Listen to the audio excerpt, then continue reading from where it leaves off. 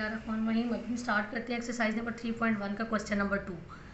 Question number 2 में क्या कह रहे हैं, if x is equal to A B C D E, Y is equal to A C E and z is equal to G H I, then by using Venn diagram find x union y union z। इसमें हमारे पास different 6 parts हैं। इस set के साथ हमने उन 6 parts को solve करना है वेन डायग्राम के ऊपर। सबसे पहले आपने स्टूडेंट्स ये देखना है कि ये जो हमें सेट्स गिवन है ना, x y और z, हमने इनकी पेयरिंग चेक करनी है कि x और y में कोई कॉमन पॉइंट है, x और z में कोई कॉमन पॉइंट है, y और z में कोई कॉमन पॉइंट है। डायग्राम ड्रॉ करने के लिए, वेन डायग्राम ड्रॉ करने के लिए हमने सबसे पहले ये देखना है कि x y z जो हमारी डायग्राम्स बनेंगी वो ओवरलैपिंग सेट्स बनेंगे या डिसजॉइंट सेट बनेंगे। तो इसके लिए हमें क्या देखना पड़ेगा कि इनके अंदर कोई कॉमन पॉइंट है। x और y में देखिए कॉमन पॉइंट है जी, x और y में हमारे पास कॉमन पॉइंट है a, c और e, ये कॉमन पॉइंट भी है, जबकि y पूरे का पूरा जो है वो x का सबसेट भी है। ठीक है, उसके बाद हम देखेंगे x और z, इसमें कोई कॉमन पॉइंट नहीं है हमारे पास। ठीक, और y और z में भी हमारे पास कोई कॉमन पॉइंट नहीं है। यानी कि z अगर हम इसकी डायग्राम बनाएं, रेक्टेंगुलर बॉक्स आप बना लीजिएगा, उसके अंदर अगर हम डायग्राम बनाएं तो z हमारे पास एक ऐसी डायग्राम है जो डिसजॉइंट सेट है, जिसका कोई भी कॉमन पॉइंट हमारे पास y और x में नहीं आ रहा। तो इसको तो हम यहाँ अलग करके बनाएंगे। ठीक है, ये हमारे पास इस तरह एक अलग सेट बन जाएगा, जिसको हम कहेंगे कि ये हमारे पास z का सेट है और ये हमने कहा है x का सेट है। अब इसके अंदर y जो है, हम देखिए y में जो 3 एलिमेंट आ रहे हैं a c e, वो तीनों के तीनों एलिमेंट x के अंदर भी हैं। तो हम क्या कहेंगे कि y जो है वो सेट x का सबसेट है। तो ये हमारे पास दो तरह से ड्रॉ हो सकता है। एक तो ये कि हम इसके अंदर भी ड्रॉ कर सकते हैं, इस तरह y सेट को हम इसके अंदर भी ड्रॉ कर सकते हैं, और हम अगर रफली से इसको अलग से बनाएं तो हम x और y को इस तरह भी बना सकते हैं कि x और y में कॉमन पॉइंट लाई करें। ठीक है स्टूडेंट्स, हम इस तरह भी बना सकते हैं x y में कॉमन, क्योंकि y और x में a c e common point भी आ रहा है, जबकि y और x जो है वो सबसेट भी है, y x का सबसेट भी है, जबकि z एक डिसजॉइंट सेट है। इसके अकॉर्डिंग अगर हम सॉल्व करें तो हमारे पास फर्स्ट पार्ट है x, ये हमारे पास आप कह लें कि जनरल स्ट्रक्चर है जो हमने 6 के 6 पार्ट्स के लिए इसी तरह बनाना है। फर्स्ट पार्ट में हमें कह रहे हैं x union y union z। पिछले क्वेश्चन की तरह हम अपना कॉन्सेप्ट वही रखेंगे। हमें सबसे पहले क्या सॉल्व करना है, हमें सबसे पहले ब्रैकेट सॉल्व करनी है। हम x यूनियन y निकालेंगे और उसका यहाँ पे की बॉक्स बना देंगे। अब देखिए यूनियन में क्या होता है, सारे नंबर्स आ जाते हैं। x यूनियन y, यहाँ से अगर हम देखें तो x का पूरा सेट दोबारा आ जाता है वापस, क्योंकि a c e इसका सबसेट है। तो हम अगर इसको हाईलाइट करवाएं तो हमारे पास ये x का सेट पूरे का पूरा x यूनियन y के इक्वल आ जाएगा। क्लियर स्टूडेंट्स, तो हम इस की बॉक्स के अंदर लिख देंगे कि ये जो ब्लैक लाइंस हमने लगाई हैं ये हमारे पास x यूनियन y को शो कर रही हैं। अब हमने x यूनियन y का यूनियन लेना है z के साथ। ब्रैकेट हमारी सॉल्व होगी, इस ब्रैकेट का हमने यूनियन लेना है z के साथ। तो यूनियन में हमारे पास सारे पॉइंट आते हैं। अब अगर हम इस ब्रैकेट का यूनियन ले लें z के साथ तो x यूनियन y तो आएगा ना सारे का सारा दोबारा, साथ हम इसका यूनियन ले लेंगे z के साथ। क्लियर है स्टूडेंट्स, तो ये हमारे पास क्या होगा, हम यहाँ पे की बॉक्स बना देंगे कि ये जो हमने इस तरह की लाइंस ब्लू पेन से लगाई हैं कि x union y union z को शो करें हैं। इसके सेकंड पार्ट में क्या कहा हुआ है, x union y union z। तो ये आप लोग खुद ट्राई करेंगे। इसमें आपने पहले y यूनियन z निकालना है, जो y यूनियन z आ जाएगा उसका x के साथ यूनियन निकालना है। हम स्टार्ट करेंगे इसका थर्ड पार्ट। इसके थर्ड पार्ट में हमें क्या कह रहे हैं, यहीं पर अगर हम इसका थर्ड पार्ट स्टार्ट करते हैं तो थर्ड पार्ट पे क्वेश्चन कह रहे हैं x intersection y intersection z निकालें। तो डायग्राम तो हम इसी तरह बनाएंगे, क्योंकि हमारा मेन स्ट्रक्चर तो चेंज नहीं होगा। हम इसका दोबारा बना लेते हैं। आपने इसका स्टूडेंट रेक्टेंगुलर बॉक्स मस्ट बनाना है बाय, क्योंकि वेन डायग्राम रेक्टेंगुलर बॉक्स के अंदर बनती है। ठीक है जी, ये हमारा आ गया x, इधर हम बना लेंगे z, क्योंकि z एक डिसजॉइंट सेट है।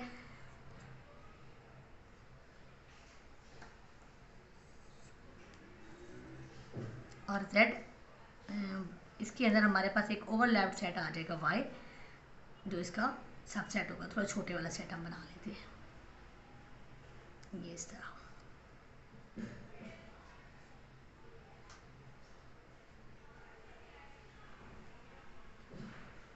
क्लियर है स्टूडेंट्स,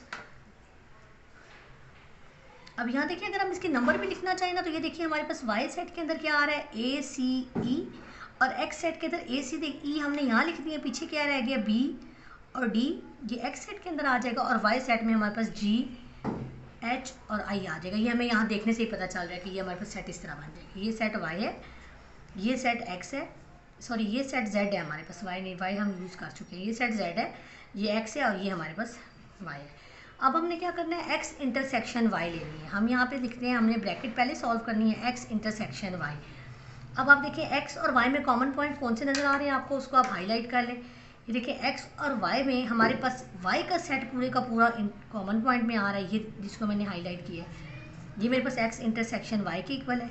इसको मैं यहाँ पे बॉक्स बना के शो करवा देती हूँ कि ये मेरे पास क्या है, एक्स इंटरसेक्शन वाई। यहाँ से अगर आप सेट से ऑब्जर्व करें तो भी आपको नज़र आ जाएगा एक्स इंटरसेक्शन वाई का मतलब होता है एक्स और वाई के कॉमन पॉइंट। तो ये देखिए ए सी ई ही कॉमन पॉइंट है और उसी को हमने हाईलाइट कर दिया। उसके बाद हमारे पास ब्रैकेट सॉल्व हो गई है। ब्रैकेट के बाहर हमारे पास क्या है कि आपके पास जो एक्स इंटरसेक्शन वाई आया है उसका जेड के साथ इंटरसेक्शन ले लें। अब ये जो एक्स इंटरसेक्शन वाई आया है इसका जेड के साथ इंटरसेक्शन तो है ही नहीं, क्योंकि इसका कोई भी पॉइंट जेड के अंदर नहीं आ रहा। इसलिए हम क्या कहेंगे कि ये हमारे पास एक एम्प्टी सेट है, हमारा कोई एरिया शेड नहीं होगा। क्लियर है स्टूडेंट्स। इसका फोर्थ पार्ट आप लोग खुद ट्राई करेंगे, क्योंकि फोर्थ पार्ट बिल्कुल इसका आप कह लें कि ब्रैकेट सिर्फ चेंज हुई है। भैया क्वेश्चन में आपको लिख के दिखा देती हूँ, X intersection Y intersection Z. इसमें आप पहले आप वाई इंटरसेक्शन जेड सॉल्व करेंगे, जो वाई इंटरसेक्शन जेड आएगा उसको आप एक्स के साथ दोबारा इंटरसेक्शन ले लेंगे। तो देखिए वाई इंटरसेक्शन जेड हमारे पास एक एम्प्टी सेट आएगा, क्योंकि वाई और जेड में कोई कॉमन पॉइंट नहीं है। तो जब किसी भी एम्प्टी सेट का एक्स के साथ दोबारा हम इंटरसेक्शन लेंगे तो वो भी हमारे पास एक एम्प्टी सेट ही आएगा, तो इसमें हमारा कोई एरिया शेड नहीं होगा। Clear students. अब हम इसका फिफ्थ पार्ट स्टार्ट करते हैं। इसके फिफ्थ पार्ट में हमें क्या कह रहे हैं, X union Y intersection Z. तो बेसिक स्ट्रक्चर तो हमारा वही है क्वेश्चन का, तो हम एक्स और वाई हम बना लेते हैं पहले। ये हमारे पास आ जाएगा एक्स,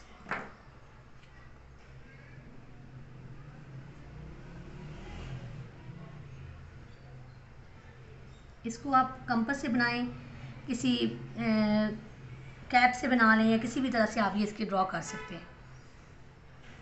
इसके लिए ज़रूरी नहीं है कि आप कंपास यूज़ करें, बस ये है कि इतनी एक्यूरेट हो कि आपको ये अंडरस्टैंड हो जाए, देखने वाले के लिए, चेक करने वाले के लिए आसानी से उसको समझ आ जाए कि ये कैसे बनी हुई है। एक और जो चीज़ मैं यहाँ पे नहीं बना रही वो आप लोगों ने मस्ट बनानी है, वो ये है कि आपने सारों को रेक्टेंगुलर बॉक्स के अंदर बनाना है। अब जेड हमने क्या कहा था, डिसजॉइंट सेट है, जबकि वाई हमने कहा है कि एक इसका सबसेट है। क्लियर है स्टूडेंट्स। अब हम यहाँ पे लिख लेते हैं, ये हमारे पास क्या है एक्स, ये क्या है वाई और ये क्या है जेड का सेट है। अब हमने पहले क्या सॉल्व करना है, ब्रैकेट सॉल्व करनी है, एक्स यूनियन वाई। तो ये देखिए एक्स यूनियन वाई, हम इसको किसी और कलर से हाईलाइट कर लेते हैं। ये देखिए एक्स यूनियन वाई का मतलब है एक्स और वाई को कंबाइन कर दें, तो ये हमारे पास एक्स यूनियन वाई आएगा। इसको हम यहाँ पे बॉक्स में शो भी कर देंगे। क्लियर। एक्स यूनियन वाई का अब आपने क्या करना है, जेड के साथ इंटरसेक्शन ले लेना है। एक्स यूनियन वाई का जेड के साथ हम जब इंटरसेक्शन लेंगे तो उसका क्या मतलब है कि एक्स यूनियन वाई और जेड में अगर कोई कॉमन पॉइंट है तो वो यहाँ लिख दे, एक्स यूनियन वाई और जेड में कोई कॉमन पॉइंट नहीं है, इसलिए हमारे पास यहाँ पे क्या आ जाएगा, एक एम्प्टी सेट आ जाएगा।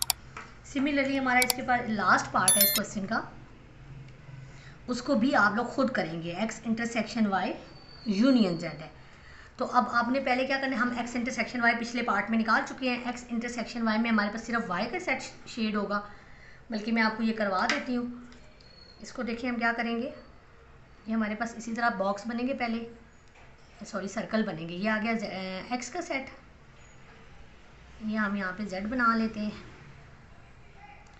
और थोड़ा सा छोटा करके हम इसका सबसेट बना लेते हैं वाई को।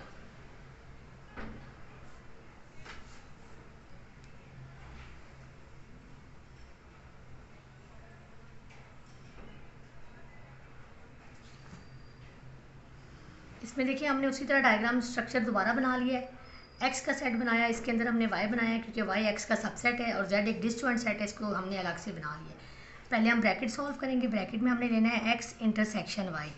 एक्स और वाई में कॉमन पॉइंट कौन से हैं, सिर्फ वाई के हैं। इसको हम इस कलर से शेड कर देते हैं। ये हमारे पास वाई जो है वो पॉइंट है जो एक्स और वाई दोनों सेट में कॉमन है, तो इसको हमने की बॉक्स में शो कर दिया कि ये हमारा एक्स इंटरसेक्शन वाई है। अब हमने एक्स इंटरसेक्शन वाई का यूनियन ले लेना है जेड के साथ।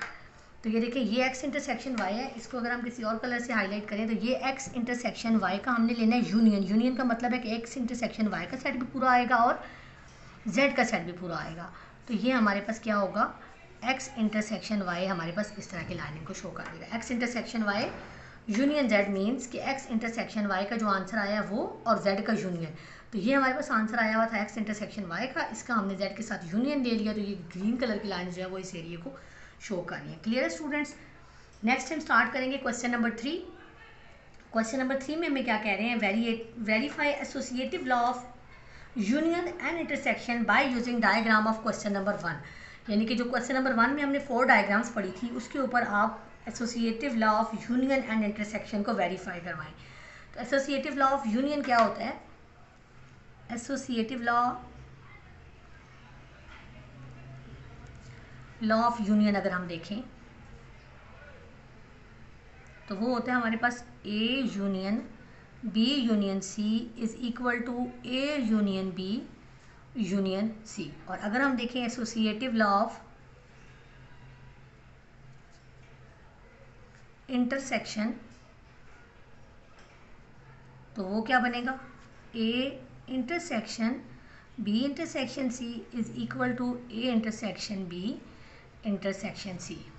अब इनमें क्या है, अगर आप गौर करें तो ये जो इंडिविजुअल पार्ट्स है ना, एक साइड लेफ्ट हैंड साइड ले लें या सिर्फ राइट हैंड साइड लें, तो ये एक एक साइड हम पहले क्वेश्चंस में सॉल्व कर चुके हैं। जैसे यहाँ पे देखें, ये तो खैर यूनियन ओवर इंटरसेक्शन का है ना, इसी तरह के पीछे हमने डिफरेंट पार्ट सॉल्व किए, तो एक एक साइड हम इसकी सॉल्व कर चुके हैं। अब एसोसिएटिव लॉ में ये होता है कि आपने वही साइड्स होती हैं लेकिन आपने लेफ्ट हैंड साइड को राइट हैंड साइड के इक्वल सॉल्व करना होता है। तो यूनियन का तो मेरा ख्याल है आप लोग खुद कर सकते हैं, क्योंकि यहाँ देखिए अगर हम B और C का यूनियन लें क्वेश्चन नंबर 1 के किसी भी पार्ट के लिए, तो पहले हम B और C के सारे सर्कल्स को शेड कर देंगे और जब हम उसको A के साथ दोबारा जोड़ेंगे तो वो हमारा पास A के ऊपर सिंगल लाइन आएगी और B यूनियन C के ऊपर डबल लाइन आ जाएगी। इसके लिए हमारे पास दो डायग्राम्स बनेंगी, लेफ्ट हैंड साइड के लिए अलग और राइट हैंड साइड के लिए अलग। तो मैं आपको इसके एक या दो पार्ट सॉल्व करवा देती हूँ, बाकी आप लोग खुद ट्राई करेंगे। क्वेश्चन नंबर 3 के लिए उन्होंने हमें कहा है कि आप यूज़ करेंगे डायग्राम क्वेश्चन नंबर 1 की ही। तो क्वेश्चन नंबर 1 की अगर मैं फर्स्ट डायग्राम को यूज़ करवाऊँ तो मेरे पास फर्स्ट रफली सी डायग्राम यूँ बनी हुई है कि एक सर्कल है मेरे पास A का, दूसरा सर्कल है मेरे पास B का, और जो तीसरा सर्कल उन्होंने बनाया हुआ है वो इस तरह है कि वो A, B और C दोनों में से गुजर है। ठीक है, अब हमने एसोसिएटिव लॉ के लिए दो बातें कही हैं कि एक हमारे पास है इसकी left hand side A union B union C। इसको मैंने प्रूव करना है कि जो मेरा एरिया इसका शेड होगा वही एरिया मेरा इस तरफ भी शेड होगा, तो ये मेरा क्वेश्चन ठीक होगा। यानी इसके लिए मैं ये साइड सॉल्व करूँगी तो इसके लिए मुझे दोबारा डायग्राम बनानी पड़ेगी कि ये मेरा A है अगर और ये B है तो ये मेरे पास आ गया C। ठीक है, अब मैं इसको सॉल्व कर रही हूँ लेफ्ट हैंड साइड के लिए और मैं इसको सॉल्व करूँगी राइट हैंड साइड के लिए, और मैं देखती हूँ कि मेरे पास दोनों साइड्स इक्वल शेड हो रही हैं या नहीं। अब सेम केस है मेरे पास कि मैं क्या करूँगी, पहले B यूनियन C यानी ब्रैकेट को सॉल्व करूँगी इस साइड के लिए। तो ये देखिए ये सेट B है और ये सेट C है। B यूनियन C का मतलब है B और C के सारे पॉइंट, तो ये मेरे पास शेड हो जाएंगे B और C के सारे पॉइंट। तो इसको मैं यहाँ पे बॉक्स में शो करवा दूँगी कि ये मेरे पास B और B यूनियन C आया है। अब मैंने A का यूनियन ले लेना है, ये जो B यूनियन C आया है इसके साथ। तो अगर यहाँ पे देखिए मैं A का यूनियन ले लूँ B यूनियन C के साथ, तो A यूनियन में तो सारी चीज़ें आ जाती हैं, और ये B यूनियन C जो पहले का आया हुआ था ये हमारे पास डबल हाईलाइट हो जाएगा। तो ये मेरे पास आ गया, यानी मेरा फाइनल आंसर ये वाला बनेगा। अब मैंने चेक करना है कि क्या मेरे पास उस साइड में भी फाइनल आंसर ये आता है। अब इसकी ब्रैकेट सॉल्व करते हुए ना हमारे पास अंदर के जो शेडेड एरिया है वो चेंज हो सकते हैं, लेकिन जब हम left hand side right hand side के इक्वल प्रूव करेंगे तो ये जो फाइनल शेडेड एरिया है ये दोनों का सेम होगा, तो ही हमारा क्वेश्चन ठीक होगा। यहाँ देखिए इसके लिए मैं क्या करूँगी, इसके लिए मुझे पहले निकालना है A यूनियन B। इसका मतलब क्या है कि A और B का यूनियन, ये है A और ये B, यानी A और B के सारे पॉइंट। तो A यूनियन B को मैंने क्या किया, ब्लू लाइंस के साथ हाईलाइट करवा दिया। अब मैंने A यूनियन B जो मेरे पास आया हुआ है इसका मैं ले लूँगी C के साथ यूनियन।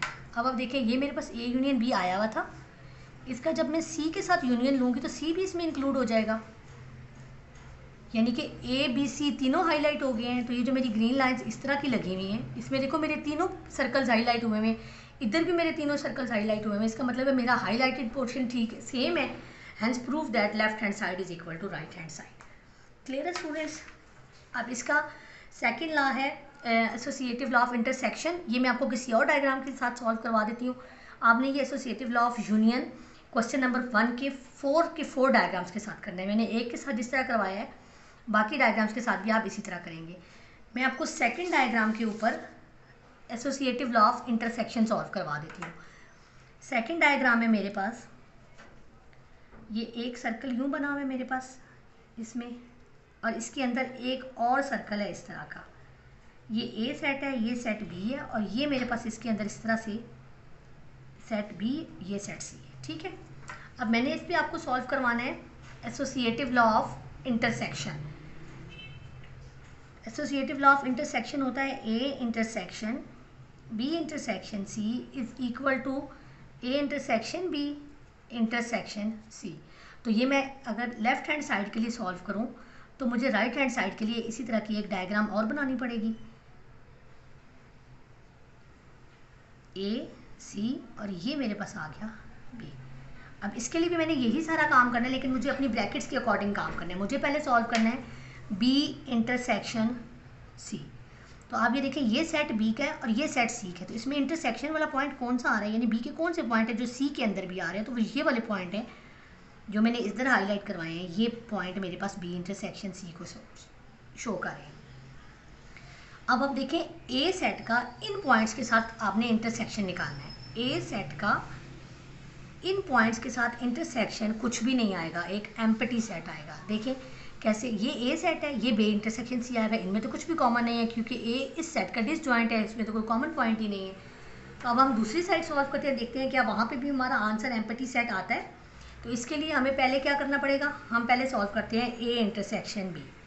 ये देखिए, ये वाला सेट ए का है और ये वाला सेट बी का है। ए और बी में तो कुछ कॉमन पॉइंट है ही नहीं, तो ये यहीं पे एम्प्टी सेट आ जाएगा, कोई एरिया शेड नहीं होगा। ए इंटरसेक्शन बी जो आया हुआ है हमारा, उसका जब हम सी के साथ इंटरसेक्शन लेंगे तो देखिए ए इंटरसेक्शन बी क्या आया हुआ है, एक एम्प्टी सेट। एम्प्टी सेट का जब हम सी सेट के साथ इंटरसेक्शन लेंगे तो हमारे पास दोबारा एम्प्टी सेट ही आएगा। इट्स मीन कि हमारे पास लेफ्ट हैंड साइड और राइट हैंड साइड दोनों इक्वल है। अब आप गौर करें, अगर तो जो अंदर वाला काम हमने किया हुआ है ना, बी इंटरसेक्शन सी और ए इंटरसेक्शन बी का, ये दोनों में इक्वल नहीं है। यहाँ पे और चीज़ है, यहाँ पे और चीज़ है, लेकिन जो फाइनल आंसर आया है, जो फाइनल एरिया शेड हुआ है, वो दोनों का सेम है और वही सेम होगा, तो हमारा क्वेश्चन ठीक होगा। क्लियर है स्टूडेंट्स? अब आप इसके थर्ड और फोर्थ पार्ट के साथ ये सारे लास्ट करेंगे। अगर कोई भी प्रॉब्लम आता है तो आप मेरे से इसको डिस्कस करेंगे। नेक्स्ट हम स्टार्ट करते हैं क्वेश्चन नंबर 4 को। क्वेश्चन नंबर 4 में क्या कह रहे हैं, वेरीफाई। अब अच्छा, यहाँ पे थर्ड और फोर्थ दोनों क्वेश्चन में सेम एक ही बात करें कि आपके पास जो क्वेश्चन नंबर 1 में डायग्राम्स बनी हुई है ना, उन्हीं को यूज़ करना है।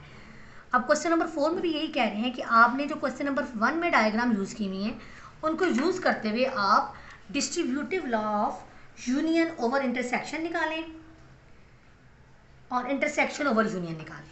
फोर्थ क्वेश्चन के पहले पार्ट में कहा है कि आप निकालें distributive law of union over intersection.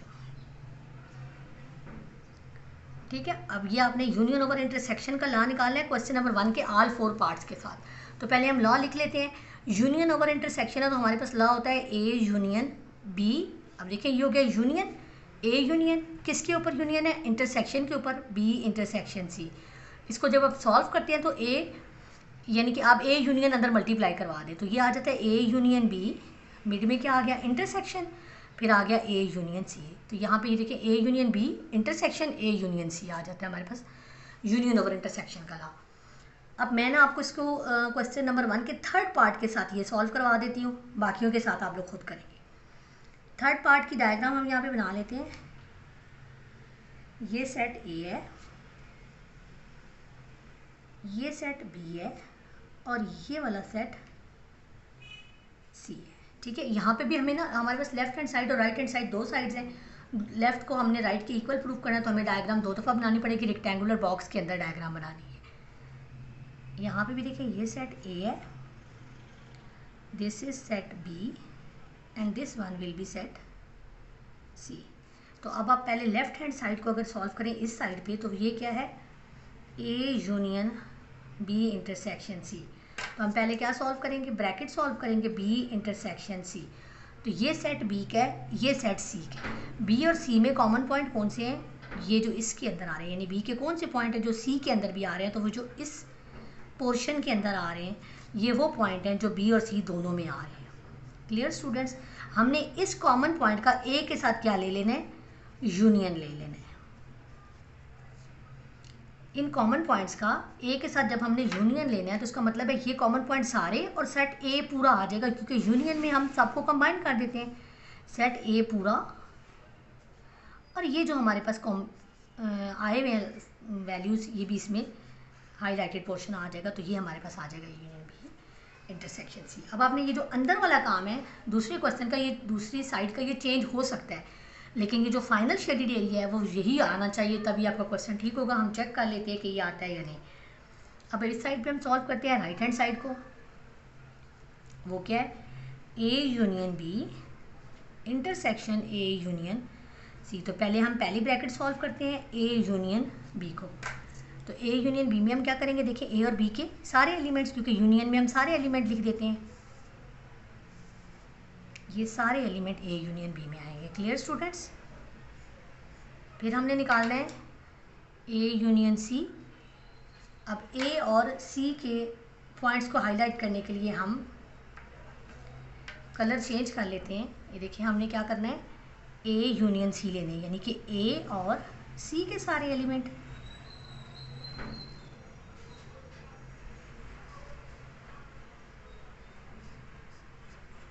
ठीक है, ये हमारे पास पोर्शन जो आएगा वो ए और सी को शो करेगा। ठीक है, उसके बाद हमने क्या करना है, हमने ए यूनियन बी जो ये ब्लू लाइंस लगाई हैं, और ये जो A union C red lines लगाई हैं, इन दोनों के कॉमन पॉइंट निकालेंगे। ये देखिए ब्लू लाइंस, ये वाली ब्लू लाइंस हैं। अब मैं आपको इससे शो करवाती हूँ ग्रीन पेन से। ये देखिए ये जो ब्लू लाइंस और रेड लाइंस हैं, कॉमन पॉइंट वो होता है जो दोनों में शेड हुआ हो। ये देखिए दोनों में शेड कौन सा हुआ है, यानी कौन सी शेडिंग डबल हुई है, एक ए सेट की और एक ये जो B union B intersection C आया हुआ है, ये सारा डबल हुआ है। तो हम इस तरह कर देंगे कि ये हमारे पास क्या आएगा, सेट सारा ए का, यानी कि ये जो ग्रीन शेडिंग है ये हमारे पास A union B intersection A union C के बराबर आती है। तो आप गौर करेंगे तो ये वाली साइड और ये वाली साइड दोनों के शेडेड एरिया सेम है, इसलिए हम कहेंगे कि left hand side is equal to right hand side. अब देखिए ये सारे प्रूफ्स जो है ना, हम क्वेश्चन की वैल्यूज़ या कोई भी वैल्यूज़ कंसीडर किए बगैर सॉल्व करें, हम डायरेक्ट वन डायग्राम पे लेफ्ट हैंड साइड को राइट हैंड साइड के इक्वल प्रूफ कर रहे हैं। क्लियर है स्टूडेंट्स। अब इसी के किसी पार्ट पे हम इसका फोर्थ पार्ट हम ले लेते हैं, उस पर हम distributive law of intersection over union कर लेते हैं। आपने ऐसे करना है कि यूनियन ओवर इंटरसेक्शन के जो बाकी एक पार्ट मैंने सॉल्व करवाया है, जो रिमेनिंग 3 पार्ट्स हैं उनको आप खुद ट्राई करेंगे। अब हम ले लेते हैं distributive law of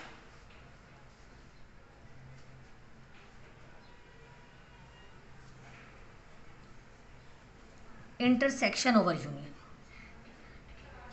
intersection over union, तो इंटरसेक्शन ओवर यूनियन कर रहे हैं तो क्या बनेगा, A intersection B union C. अगर हम इसको ओपन करेंगे तो ये आएगा A intersection B union A intersection C. ये भी हमने क्वेश्चन नंबर 1 के किसी भी एक पार्ट के लिए सॉल्व करना है। क्वेश्चन नंबर 1 के अगर हम पार्ट नंबर 4 के साथ इसको सॉल्व कर लें तो इसको हम देख लेते हैं। क्वेश्चन नंबर 1 का पार्ट 4 है, इसमें मेरे पास इस तरह दिया हुआ है ए और ये सेट दिया हुआ है बी और ये सी एक इसका डिस्टेंट सेट है। यहाँ पे भी मुझे 2 दफ़ा डायग्राम बनानी पड़ेगी क्योंकि लेफ्ट हैंड साइड और राइट हैंड साइड दोनों को मैंने सॉल्व करवाना है। ठीक है, मैं यहाँ पे सॉल्व करती हूँ लेफ्ट हैंड साइड जो कि किसके बराबर है, A intersection B union C के। तो मेरा क्राइटेरिया क्या है कि मैंने पहले बी और सी का लेना है यूनियन। बी और सी के यूनियन का मतलब है कि बी और सी के सारे एलिमेंट। तो यहाँ पे मैं लिख देती हूँ कि ये मैंने ब्लैक लाइंस जो है वो बी यूनियन सी से लगाई है। अब बी यूनियन सी का मैंने ले लेना है ए के साथ इंटरसेक्शन, यानी बी यूनियन सी का ऐसा कौन सा पोर्शन है जो ए में भी आ रहा है। तो बी यूनियन सी का सिर्फ ये देखें, ये वाला जो पोर्शन है बी यूनियन सी का, ये जो पोर्शन है ये वो पोर्शन है जो ए के अंदर भी आ रहा है। तो मैं इसको इस तरह शेड कर देती हूँ। कि ये जो मेरे पास आया ग्रीन शेडिंग में, ये A intersection B union C है, यानी ये वो पॉइंट है जो बी यूनियन सी और ए दोनों में कॉमन है। अब सेम केस हम करेंगे कि हम इसकी राइट हैंड साइड को जब सॉल्व करेंगे तो जो अंदर वाली ब्रैकेट्स हैं वो हमारी चेंज हो सकती हैं, लेकिन फाइनल आंसर हमारा यही आएगा, तो हमारा क्वेश्चन ठीक होगा। राइट हैंड साइड में हमारे पास आता है A intersection B union A intersection C. तो अब हमने पहले ब्रैकेट सॉल्व करनी है। ए इंटरसेक्शन बी किसके बराबर है? ए और बी का कॉमन पॉइंट। तो ए और बी के कॉमन पॉइंट कौन से हैं? ये वाले, यानी इधर मैं हाईलाइट करवा देती हूँ, ये मेरे पास की बॉक्स के अंदर आ गया ए इंटरसेक्शन बी। उसके बाद दूसरी ब्रैकेट भी मुझे क्या कह रहे हैं? ए इंटरसेक्शन सी निकालें। ये देखिए, ये ए है, ये सी है, ए और सी में तो कोई कॉमन पॉइंट है ही नहीं, तो ये क्या आएगा? एक एम्प्टी सेट आ जाएगा। अब वो कह रहे हैं कि ए इंटरसेक्शन बी का यूनियन ले लें ए इंटरसेक्शन सी के साथ। तो देखिए, आपको पहले भी बताया था कि जब हम यूनियन लेते हैं किसी फील्ड सेट का एम्प्टी सेट के साथ, तो वो फील्ड सेट दोबारा आता है। अब ए इंटरसेक्शन बी का यूनियन ले रहे हैं ए इंटरसेक्शन सी के साथ, तो इसका मतलब है कि ये वाला सेट दोबारा आ जाएगा। यानी इसको अगर मैं यूँ हाईलाइट करवाऊँ तो ये जो पोर्शन है ये मेरे पास A intersection B union A intersection C के बराबर आ जाएगा। तो ये देखिए, ये वाला पोर्शन और ये वाला पोर्शन दोनों साइड्स पे बराबर है, इसलिए हम कहेंगे left hand side is equal to right hand side proved हो गई है। क्लियर है स्टूडेंट्स? इसके रिमेनिंग पार्ट आप खुद ट्राई करेंगे। अगर आपको कोई भी प्रॉब्लम होती है तो आप मुझे कमेंट सेक्शन में पूछ सकते हैं। थैंक यू, अल्लाह हाफिज़।